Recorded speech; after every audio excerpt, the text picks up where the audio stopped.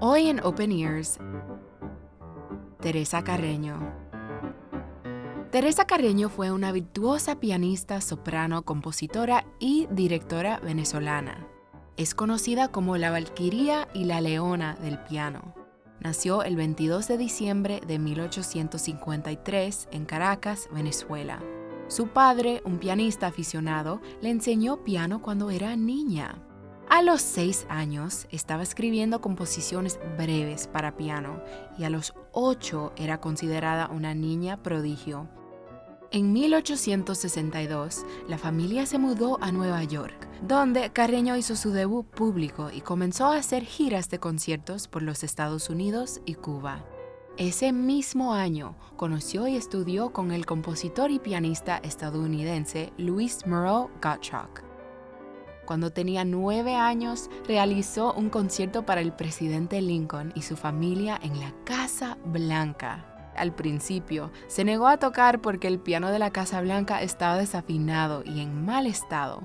El presidente Lincoln la convenció para que tocara y ella tocó varias obras con variaciones improvisadas. En marzo del 1866, Carreño y su familia se mudaron a París, donde conoció y fue admirada por Liszt, Berlioz, entre otros. Esta sería su época más prolífica como compositora, publicando más de 40 composiciones. En 1867, el compositor de ópera Gioachino Rossini descubrió la voz de Carreño y le dio lecciones de canto, impulsándola a explorar su talento como mezzosoprano. Su primer matrimonio con el violinista Émile Sauret terminó en divorcio y regresó a los Estados Unidos en 1877. 3 años después, se casó con Giovanni Tagliapietra, cantante de ópera, y formaron la compañía de conciertos Carreño Donaldi. En 1885, regresó a Caracas y estrenó Himno a Bolívar en honor al libertador Simón Bolívar. Fue recibida como una heroína nacional. Sin embargo, debido a la inestabilidad política y social del país, los planes para establecer una compañía de ópera no tuvieron éxito. Esta fue la última vez que ella visitó Venezuela. En 1889 se mudó a Alemania, se separó de Tagliapietra y realizó conciertos en Europa y Rusia.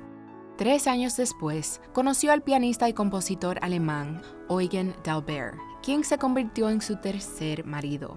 D'Albert influyó su estilo y repertorios musicales. A pesar de su importancia, el matrimonio solo duró 2 años. Durante los siguientes años, permaneció en Alemania y dio conciertos en Europa y Estados Unidos.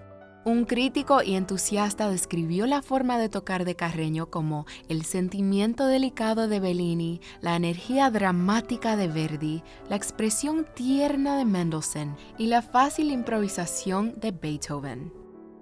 En 1900, su excuñado Arturo Tagliapietra fue a Alemania para convertirse en el asistente y gerente de Carreño. Eventualmente, los dos se casaron. Cuando empezó la Primera Guerra Mundial, Carreño regresó a Nueva York y dio un concierto para otro presidente estadounidense, Woodrow Wilson. Ese mismo año inició una nueva gira, pero su vida como artista internacional estaba afectándola y su salud se deterioró rápidamente. A los 63 años dio su último concierto en La Habana, Cuba, y poco después, Teresa Carreño murió el 12 de junio de 1917 en Nueva York. Sus cenizas fueron llevadas a Caracas en 1938 y en 1977 fueron reposadas en el Panteón Nacional de Venezuela. En 1983, el Centro Cultural Teresa Carreño abrió sus puertas en Caracas. Es el segundo teatro más grande de Sudamérica. Teresa Carreño compuso más de 70 obras y ha inspirado a generaciones de pianistas, compositores y directores en todo el mundo.